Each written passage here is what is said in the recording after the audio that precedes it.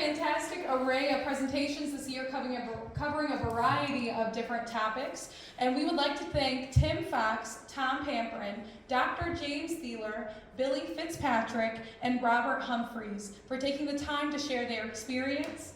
And I would like to say I'm very excited for you and taking your time to do this for us. We invite you to stay up to date on all of the upcoming events and museum programs by checking us out online at our website and also by following our social media accounts, which is pretty cool, and we share some really neat things here happening at the museum. We'd also like to welcome current friends, members, and donors of the Mining Rollo Jamison Museums tonight. Additionally, we could not have done this without our sponsors who have made these programs possible. So I'd like to thank Platteville A&W, Inspiring Community, Park Place Senior Living, and then after the presentation has ended, we'll open up for a Q&A afterwards. So throughout the presentation, if you have any questions, Christina is here to answer them. All right, so I think I'm ready to pass the torch to you now.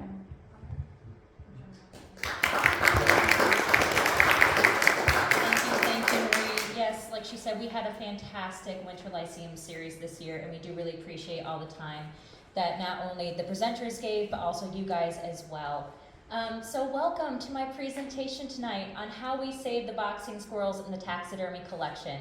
My name is Christina Grev, and I am the Collections and Education Specialist here at the Mining Rollo Jamison Museums. So a little bit about me. I am not from Platteville. I'm originally from Byron, Minnesota, which if you're familiar from Rochester or the Mayo Clinic, I'm right around that area. I went to the University of Wisconsin-La Crosse, and in 2019, I received my bachelor's degree in European history. Then right after that, I went to grad school at the University of Wisconsin-Milwaukee, where I earned a dual master's degree in public history and library science in the winter of 2022. Dual master's degree also means double the student debt. Now, during my time as an undergrad, I interned at the Dodge, Olmsted, and La Crosse County Historical Societies. Then as a graduate student, I went to work as a tour guide at the Harley-Davidson Museum. And I was a paid intern at the Milwaukee Historical Preservation Commission. I finished my degree interning at the Byron Area Historical Society, which is my hometown's museum, which was one of my pride and joys was interning there. And I'm still their volunteer collections manager from time to time. Now, on March 3rd of this year, I celebrated my 1-year anniversary at the Mining Rollo Jamison Museums, and I'll tell you right now, it has been an absolute adventure. Part of my position has been supported by the Inspire Grant for Small Museums, and the project that we as a collections team has been working on, including the taxidermy project, were determined by recommendations by Museum Conservator Clara Deck after completion of a 2020 collections assessment for preservation report. So as you can see, we've been having a lot of fun adventures here and a great time with all of our staff. Now, coming into this project, my knowledge and understanding of taxidermy was purely from a bystander point of view. As a kid, it was always a fun and cheap road trip to drive over to Cabela's in Owatonna, Minnesota. I got to take a look at the taxidermy dioramas, which included those from the Arctic, the African savanna, and the woodlands up here in the Midwest. And my dad always got to buy new fishing supplies. And of course, being from the Midwest, somebody has always gone hunting or fishing, so somebody always has a mount of either a deer or a fish or a bird in their household. However, this project has given me a new sense of respect for the time and effort it goes into creating one of these mounts. So taxidermy derives from the Greek word taxis, meaning arrangement, and derma, meaning skin. So it's quite literally the arrangement of skin. Additionally, this is a very intricate process which can go quite badly if you're not good at it. You need to have a proper understanding of anatomy, kinesiology, and the behavior of an animal to create the proper representation of this, bringing them to life. So I have 2 examples of taxidermy that are my absolute favorite. They're not here from the collection, but they do showcase the spectrum of when taxidermy is done correctly and when it is not. So I'll start here with this is Samson, who was a silverback gorilla that lived in the Milwaukee County Zoo. And when he passed away, he was taxidermied by Wendy Christensen. Samson Sampson demonstrates an anatomical accuracy, proper seaming, hair alignment, and correct use of paints and colors in the creation of a habitat that is accurate to where this animal can be found. This is an exemplary example of what a silverback gorilla should look like, and Wendy actually won several awards for this at the World Taxidermy competition in 2009. And he's currently displayed at the Milwaukee Public Museum. Now, from a scientific standpoint, taxidermy can be utilized to study the anatomy of an animal without having to travel to their natural habitat and to do so in a safe environment. Now, on the other end of the spectrum, you have this guy right here. This is the line of Gripsholm Castle. In 1731, this lion was presented as a gift to King Frederick I of Sweden. However, when the lion died, the taxidermist had never seen a lion before, so he relied heavily on artwork and testimony of what a lion is supposed to look like. If you take a look at Sweden's coat of arms, you can kind of see where the taxidermist is coming from. It has pointed ears. The eyes are closer to the front of the face than the side, and then of course you have kind of that snake-like tongue. Now, even though anatomically this lion is terrible, sometimes it's not the anatomy, but instead it's the provenance and the history or the story that makes a piece valuable. So, first and foremost, getting into this presentation, I am not a trained taxidermy conservator. This gentleman here is a trained conservator. So if you have questions regarding your personal mounts, please contact a professional.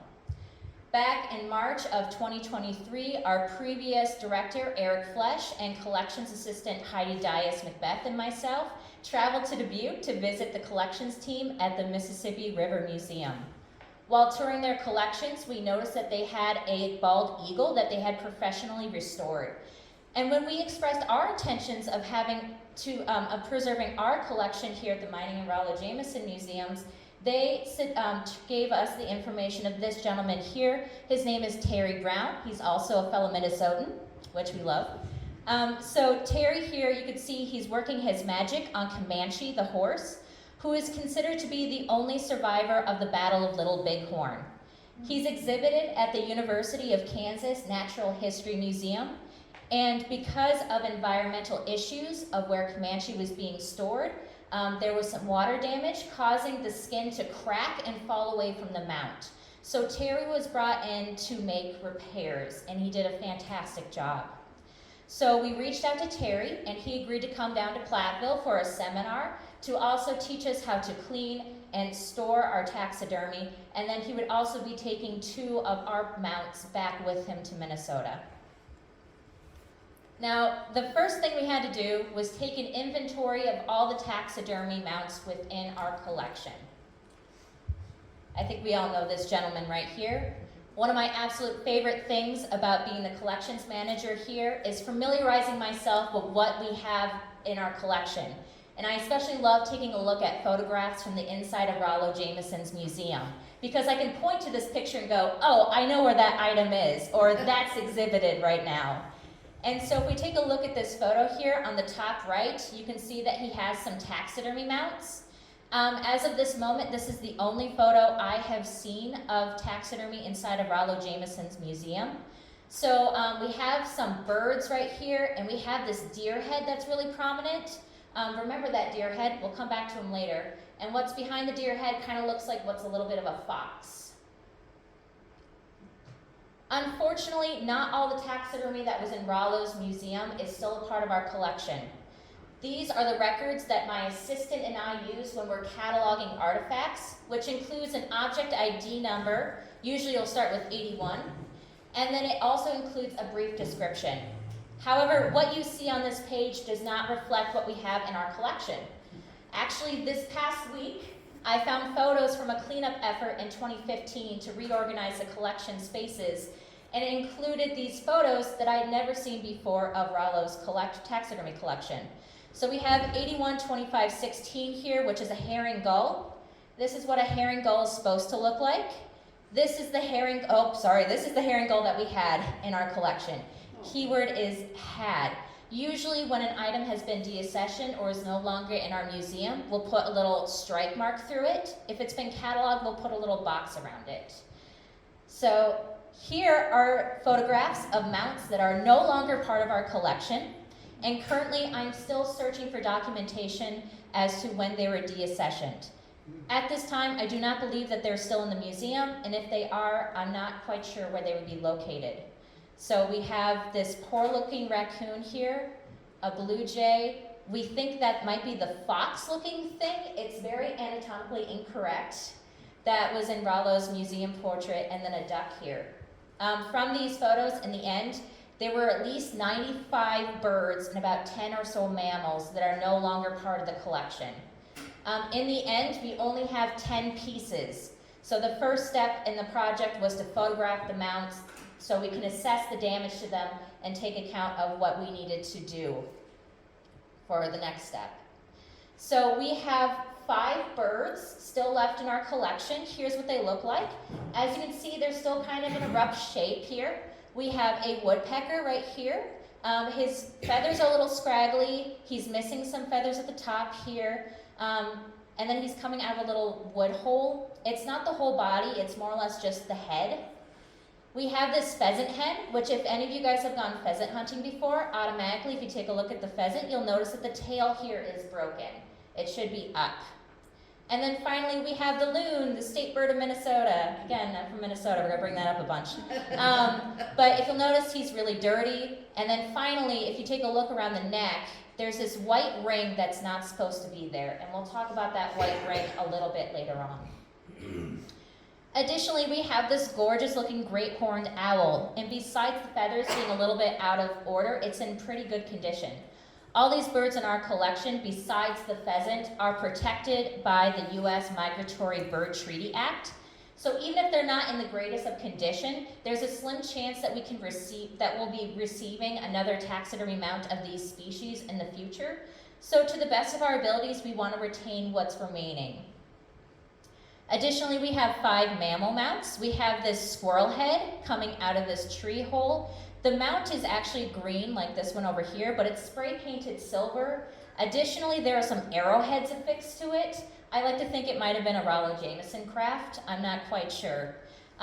We have this horn right here with some hooves. And then finally, we have this deer head, which if you remember, that's the deer head that we saw in the previous picture in Rollo Jamison's museum. Now, moving on to one of my favorites. This is Petunia. Petunia is Rollo Jamison's pet skunk. So it has been noted that Rollo was an amateur taxidermist, so there's a really good chance that he's the one that tried to memorialize Petunia once she had passed away. Although she's not in the best condition and anatomically she doesn't look the greatest, she's one of the few pieces that we have that has provenance, and her connection to Rollo makes her really significant. Her fur at the top of the body is really scraggly, and if you look underneath the board, there looks to be a wet spot. And we'll get to that a little bit later on in the presentation, what that is. Our main goal and mission was, of course, to take a thorough look at the condition of the taxidermy we have in our collection and clean and preserve them. And we had 2 specific mounts in mind that we wanted to have restored by Terry. This is the first one here. This is a golden eagle. And compared to the other birds in our collection, this eagle was in great condition. And you can see that it has an arrow in its talons right here. Additionally, the size of this piece is phenomenal because the wings are spread. However, it's also kind of tilted and bowing at a 45-degree angle. Attached to this mount was a label written by Rollo Jamison, and it says, this golden eagle was shot below B-Town in the winter of 1917 by Bert Martin and Ray Albee. Martin and Albee were rabbit hunting and discovered this golden eagle sitting in this tree along the old road. The date in which this bird was shot down is significant and important because this was before 1940, which is when the Bald and Golden Eagle Protection Act went into effect. Under this act, any bird specimens, eagle specimens, alive or dead, including eggs, feathers, and even parts of nests, need special permits to use and use for educational purposes. And because this eagle was killed before the Protection Act, it falls outside that jurisdiction. Now, after doing some brief genealogical research, I am confident in suggesting that this is Bert Martin and Horace Ray Albee, who was mentioned in Rollo's label. Bert was around 22 and Ray was around 15 when the Golden Eagle was shot down. Bert Martin can be found in the B-Town Cemetery, and Ray is buried in the Patch Grove Cemetery. And last but not least, the star of our show tonight, we can't forget our boxing squirrels. Yay! These are the pride of our collection. They can be found on museum merchandise, at our yearly events, and there's even a coffee brand named after them. So while prepping for this taxidermy project, additional information was dug up about and researched regarding the taxidermists of our famous boxing duos. Last year, Phyllis Nodolf came forward with the claim that her grandfather, who was a talented Cassville taxidermist by the name of Conrad William Brewer, made the boxing squirrels. So this is Conrad Brewer. Just like how Walt Disney was quoted by saying it all started with a mouse, for Conrad Brewer of Cassville, Wisconsin, it all started with the squirrel. A newspaper article in the Cassville American from 1970 is quoted by saying, "The art of taxidermy first caught his fancy when he was 15 and got what he thought was a beautiful squirrel that he deserved to be mounted. Of course, he couldn't do it, but he reserved to learn how." So Conrad would enroll in the Northwestern School of Taxidermy and start to hone his craft with the support of his brothers, who would praise his skills when he became discouraged. Further supporting the claim that Conrad was a taxidermist of the boxing squirrels is this photo of a woodland swing group. This band showing anthropomorphized animals. So what we have here, the first rabbit became the string bass, and the rest of the swing group here. Clothes and dancers were recently redone by Mrs. Lee Lau. This was part of that same article there. But you can see these squirrels right there kissing and dancing a night away.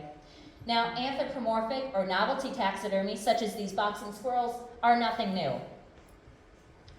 This has been a practice going back to the Victorians, not only taxidermy animal specimens, but to create scenes with them acting as humans.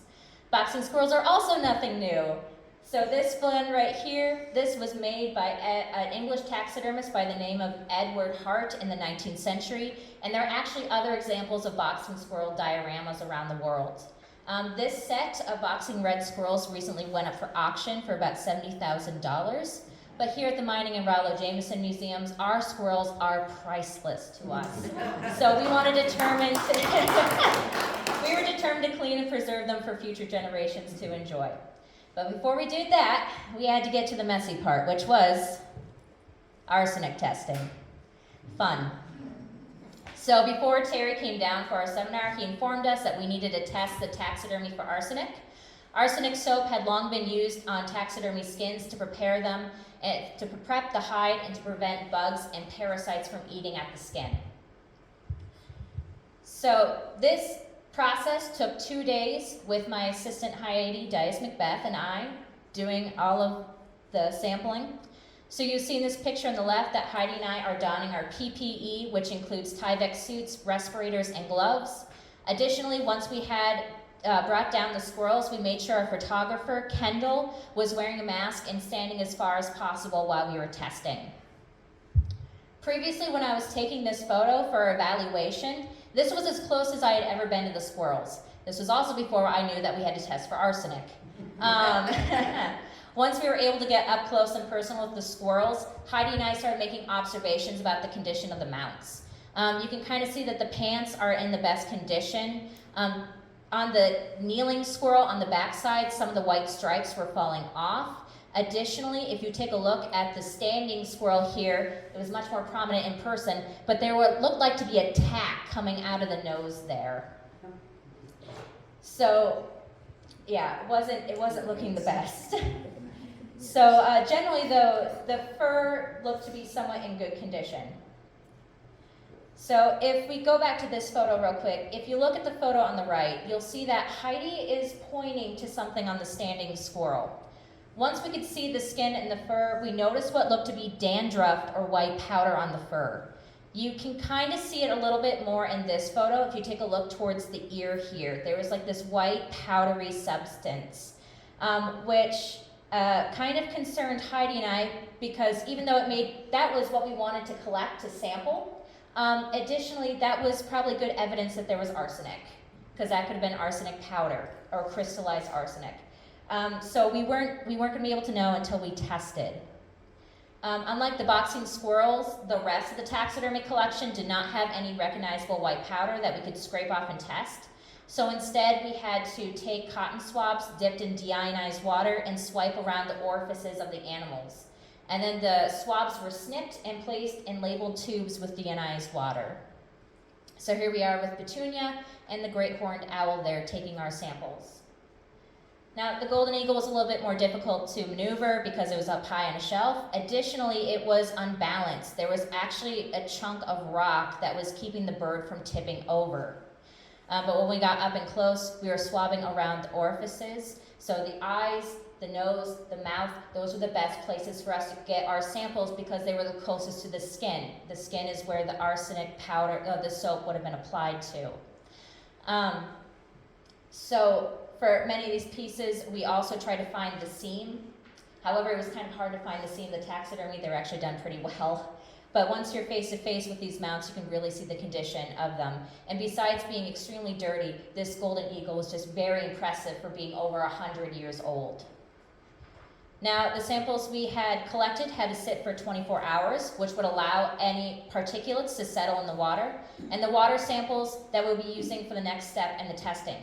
Ideally, we'd use an XRF metal spectrometer to test for arsenic and heavy metals.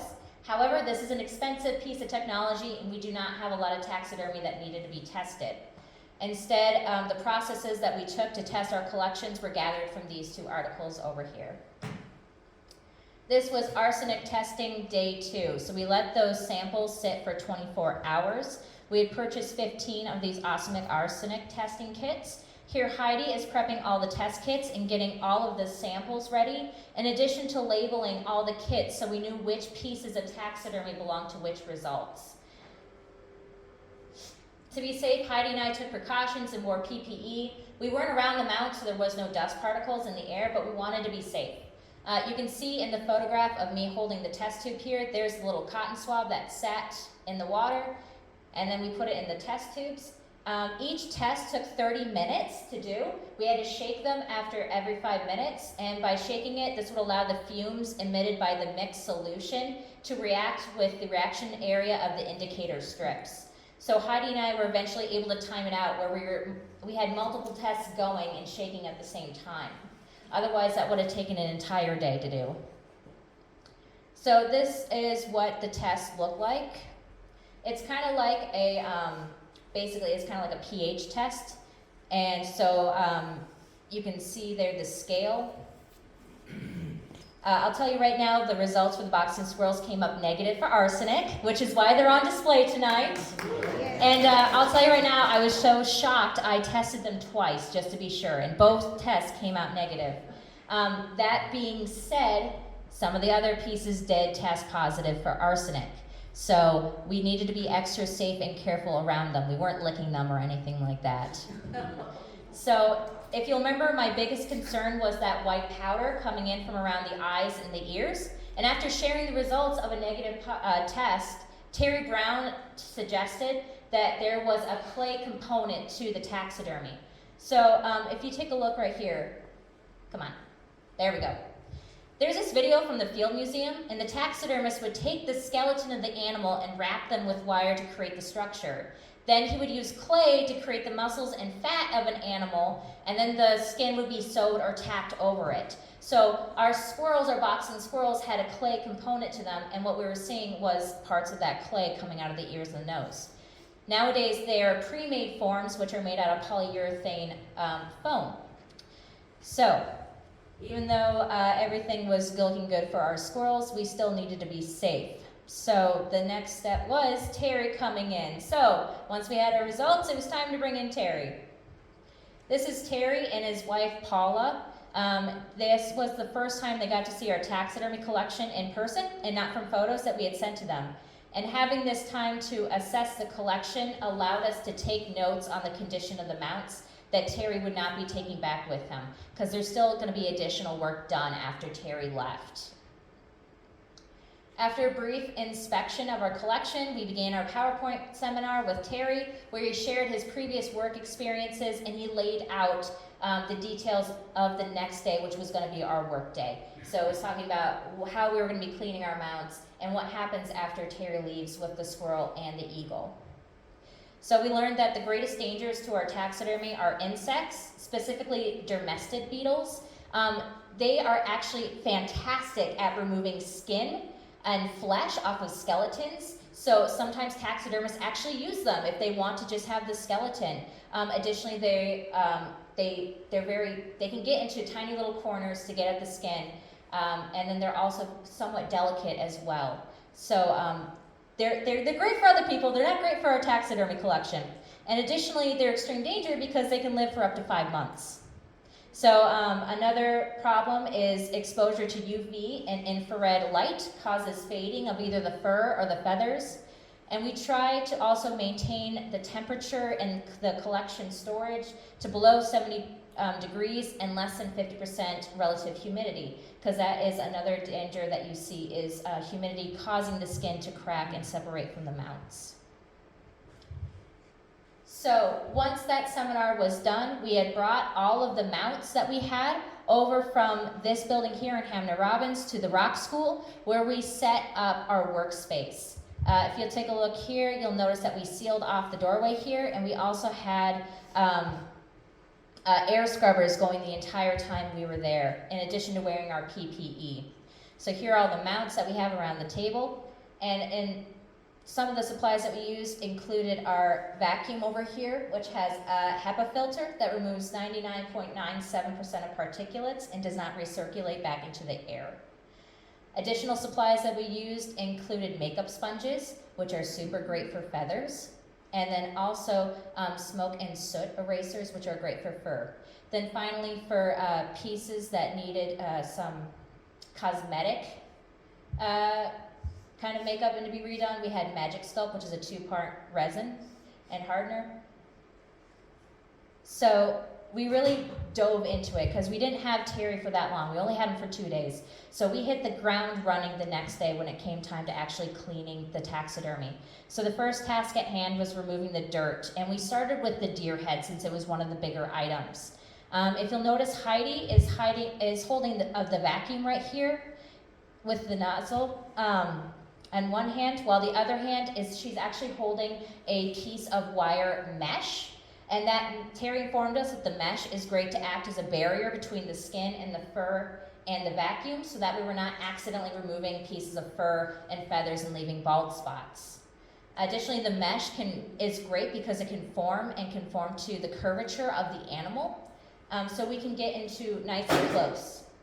We were informed to vacuum with the fur and not against the fur. So after a few passes with that, we went in with the soot erasers. And really we're just going with the fur over and over and over again as the sponges get dirtier and dirtier. And eventually you could see it. It's not the best photo here, but in person, it went from this very murky brown to almost like a caramel color. It was great to be able to see all this dirt being removed. Oh, yeah, sorry, one last thing. Additionally, we had this eye right here. The eye was actually floating in the back of the mount. It wasn't affixed. So Terry went in with that Magic Sculpt and a slim wire to hold the eye in place. That resin would eventually harden and keep the eye in place. Then he would go in with dyes to color match it. So here's a video right here of Terry using Magic Sculpt to pack holes and use the fur of the deer to hide the patchwork. If you look closely, you can kind of see another hole at the tip of its nose right there, and Terry would go in with the Magic Sculpt to pack that in, and then use dyes to color correct. And then during the seminar, we probably spent over an hour with this deer, Heidi and I did, but there were still other mounts that needed additional attention to them. So we spent as much time as we could. The main thing, though, was cleaning them to the best of our ability.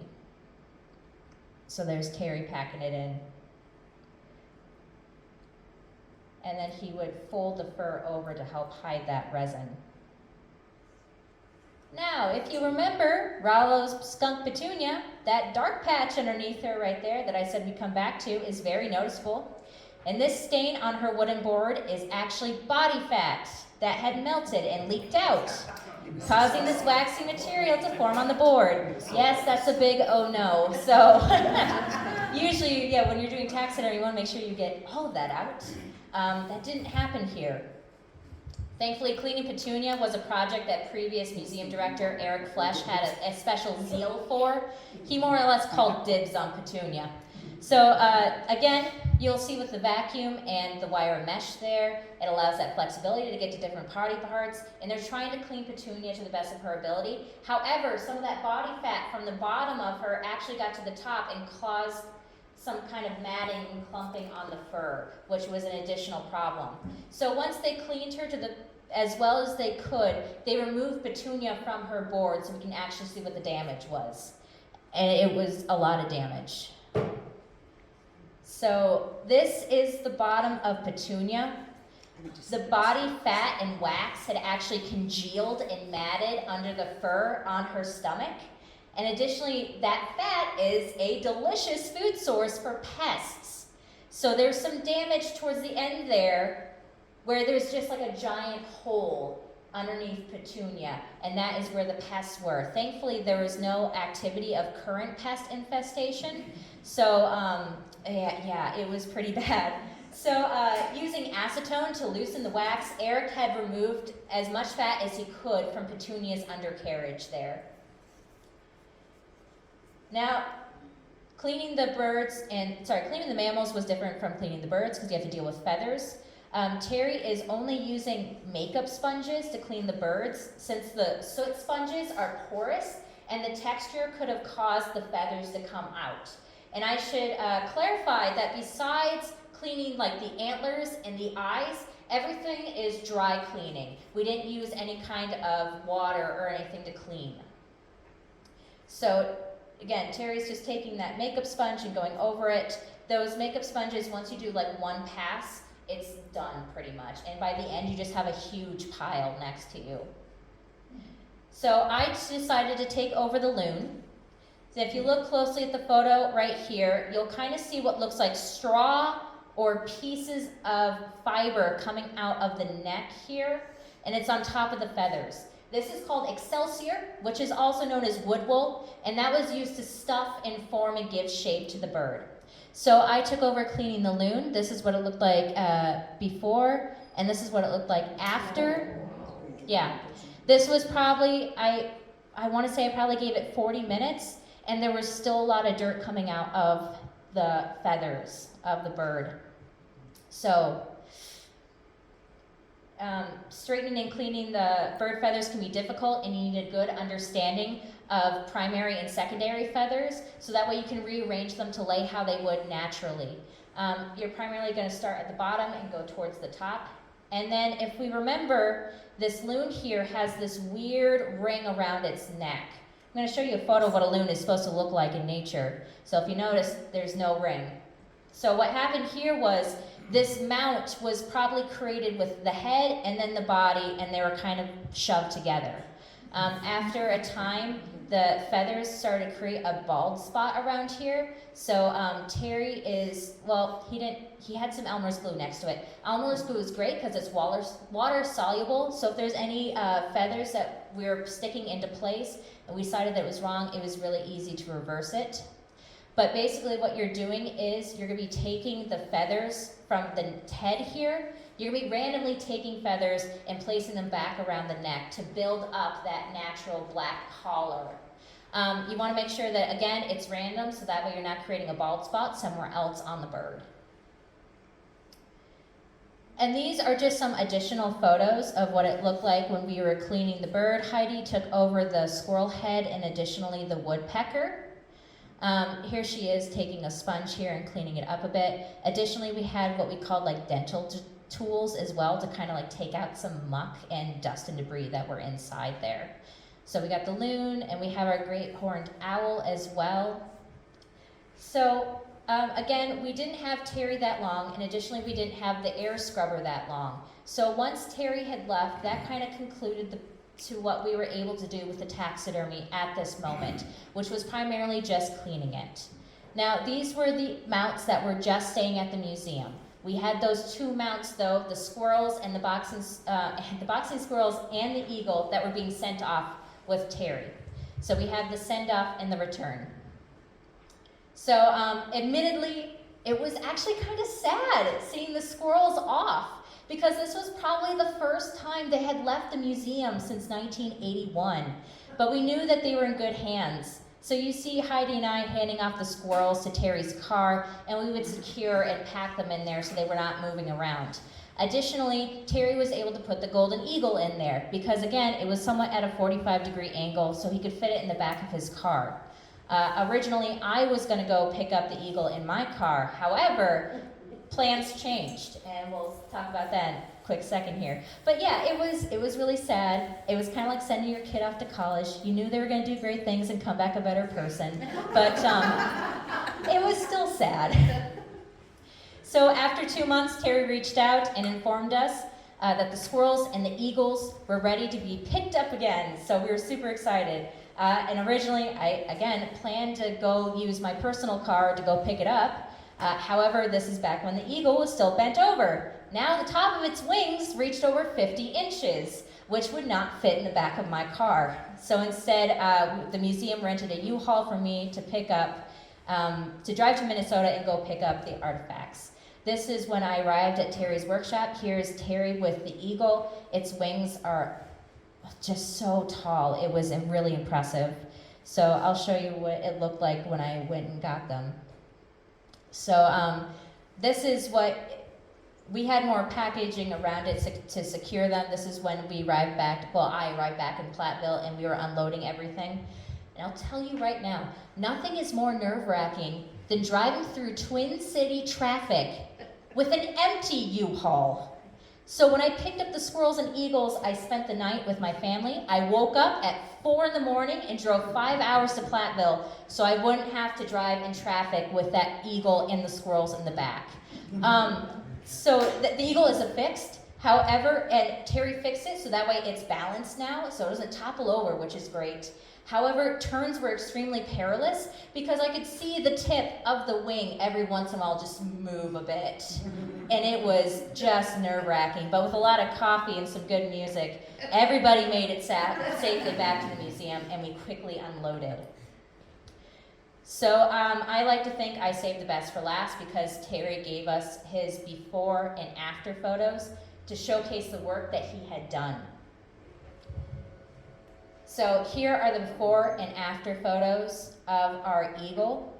You can see how faded and dusty the feathers had become, and now there's really a gleam and they're properly realigned. And then he tilted it back as well, so that way the eagle is not looking down, but you can actually kind of like look at it in the eyes. We'll move on to the next photo, you can see it better that way. So here's what it looked like before and after.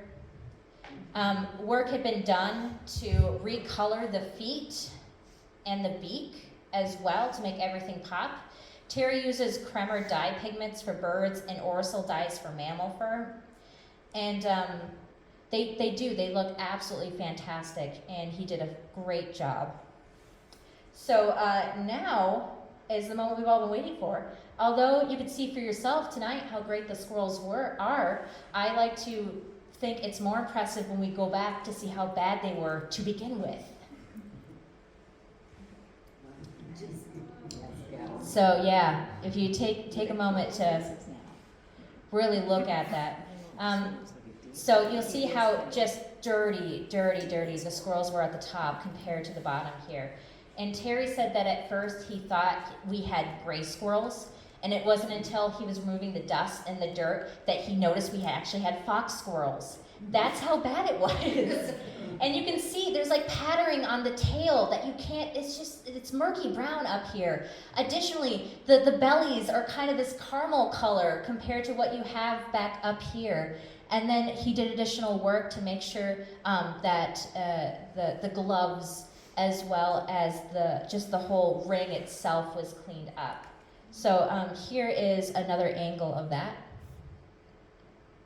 Again, probably it looks more impressive in person, but if you look at the old photos, Terry fixed it so that way we don't have this white lining on his shorts are fixed. Additionally, that tack is no longer there. You can't see it that well.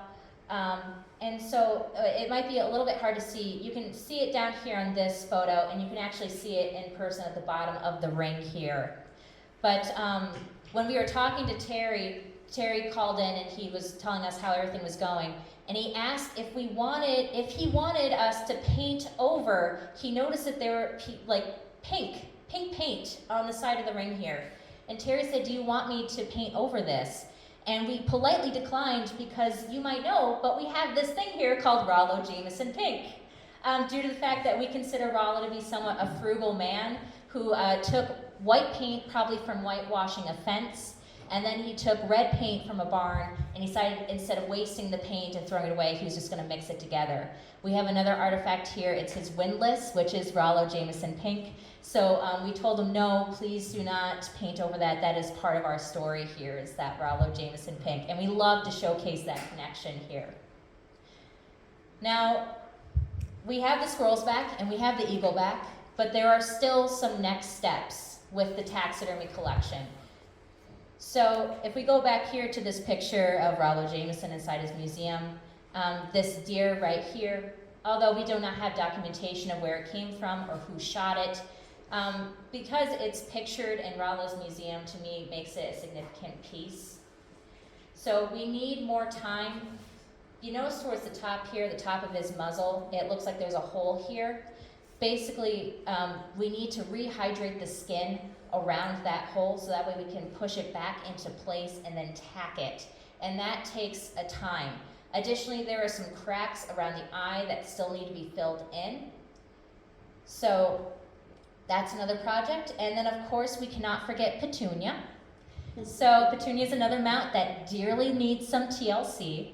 And all of the taxidermy mounts are back in the collection storage, and they're properly bagged and sealed so no pests can get to them, and staff are not interacting with arsenic. Our museum technician Emma here is proudly displaying the work done by our museum volunteers to clean Petunia's board and restain it. And although Eric did a fantastic job of removing as much body fat as he could at the bottom of Petunia, there's still additional work that needs to be done to limit the possibility of potential pest damage. Only then can we reunite Petunia with her board. And then finally, in the future, we want to showcase our eagle and our squirrels. We need to purchase vitrines. So a temporary box solution has been created for the eagle storage. We recently did this. It was a 4-team effort. We practiced ahead of time to make sure that we were getting the box into place and we weren't going to be taking out the eagle. And it was 4 people on a ladder, and that was very precarious. And we had to watch out for this light right here, but we did it. So the eagle is up there and it's in storage, but we also need to make sure that we're monitoring this to ensure that we're not creating a microclimate that could potentially damage the eagle. So we want to put these items out on display, but we need vitrines to do that. Specifically, we need custom-made vitrines for the eagle because it's a weird dimension, but that will cost money and time. So for right now, they're in storage. So finally, we would just like to thank, obviously, Terry Brown for coming out and doing a seminar with us and for taking such good care of our mounts here. We'd like to thank our staff for either supporting us or helping us with our efforts to preserve the taxidermy. And finally, we would like to thank our community here, our members of our museum, either here in Platteville or in different parts, for supporting us emotionally, physically, and also financially to help take care of our boxing squirrels so that way they can be showcased in the future. So thank you guys so much for that.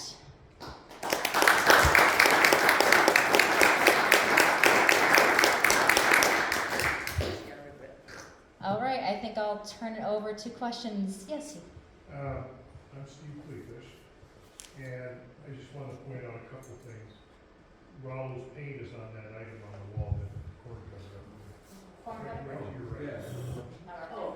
Yeah, the big thing right behind you. No, the corn cutter. Anyway, his paint varied depending on how much he mixed at that time. That is some of that paint.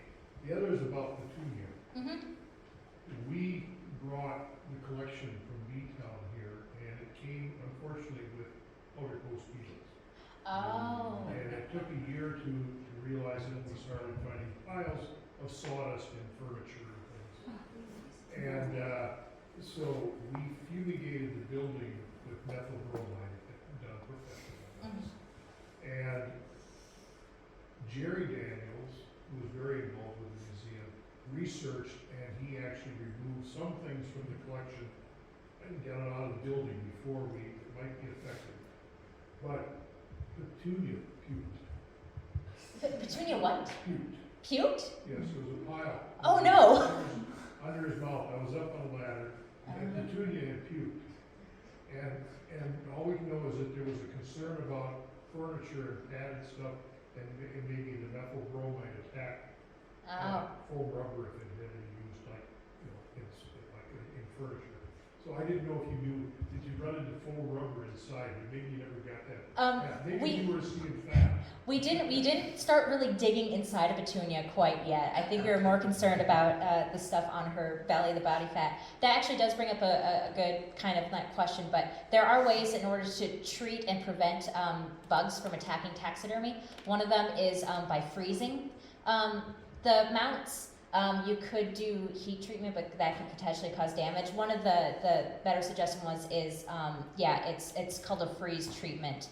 Off the top of my head, I can't remember at what temperature you need to keep the taxidermy mount at, but that will pretty much kill off the beetles and pests as well. So.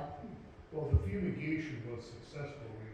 We had a volunteer who provided a boom truck, and I went around the building sealing it. Oh, jeez. Right up under the gutters and that, and then we released the methyl bromide with hoses from tanks way up at the top of the attic, and it came down through, and it was all through here. And we stayed out of the building for a couple of days, and then they opened the place up, and then we had to go around because it's heavier than air, and if there was a crock sitting upstairs, we had to go through the process of emptying it, even though we couldn't see what we were emptying. Okay, Steve, you and I are going to have to talk later on to see if there's any photos of that, because I'm really curious now. Well, thank you for sharing, Steve. I'm glad we know that about Petunia, though. I'm glad that she's still around. Again, about 95 birds and 10 mammals were deaccessioned and removed from the collection. You saw those at the beginning. Some of them were actually in better condition than the birds that they left behind. I'm still trying to search for documentation as to the reasoning behind why some of the birds left or why they stayed. They migrated. Yeah, they migrated out of the museum, exactly. Do we have any additional questions? Just one more, all the taxidermy, the birds and all that stuff were in those wooden cabinets. Yes. Yes, those came out of the mining school, we collected them. Those were for the survey equipment, for the rods and transits. Not the birds, but the cabinets for them. Oh, I was always wondering about that. Yeah, Okay. we were just so glad to have a place to put them because they were so fragile. Yeah, they are great cabinets. We like our storage here. I will say, in addition to the taxidermy, we've also had some what are called wet specimen. We had a bunch of fish that were inside formaldehyde. And then we also had a pig. I'll talk about the pig in a second here. But basically, they were in formaldehyde. It was suggested to us to transfer them over to an ethanol solution. And then we were very thankful that the Milwaukee Public Museum gave us some jars so we can transfer them over. That was also a big project as well. So we had to take the fish out, and we had to drain them, and then we had to put them in their new jars with ethanol. In addition to that pig, I'd only seen pictures of it. It's a little fetal pig. I was like, oh, that's a cute pig. And then finally, when we were taking it out of the jar, I realized this pig has more legs than it's supposed to. And that's because it was a conjoined pig. So we have a pig now in our collection that's safely in a new jar, a new liquid. So we adore her. She looks like she's smiling in the jar, yes. Yeah. When that pig came to the museum, it was exposed above the liquid. Yeah. And we had somebody put Formaldehyde, probably? Yeah, and then a lot of that formaldehyde evaporated, so it was back down to. But it's in a safer condition now. Yeah. Do you have an approximate date on the boxing squirrels? I do not have an approximate date on the boxing squirrels. They've got to be over 50 or 60 years old. Beyond that, I'm not 100% sure. There's been a lot of theories in a way as to how the boxing squirrels came to be in Rollo's possession. One of the myths I heard was that basically Rollo saw them in a tavern somewhere, said those are really cool, may I have them?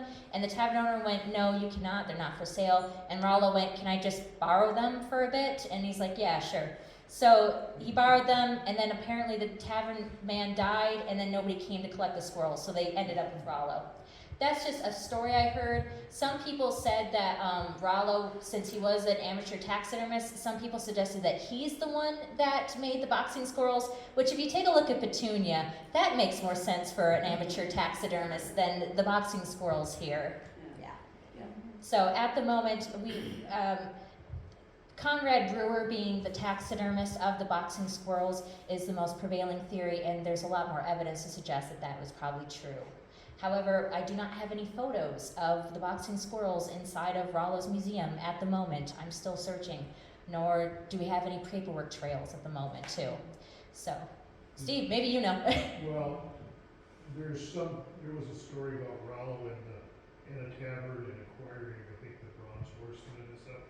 And there was something else, but Nancy Daniels would be the only one that I know of who was around at that time. Jerry, her husband, was doing research on Rollo. Knew more about Rollo than anybody else. Nancy Daniels? Okay. I'll keep that in the back of my mind then. There's additional research to do.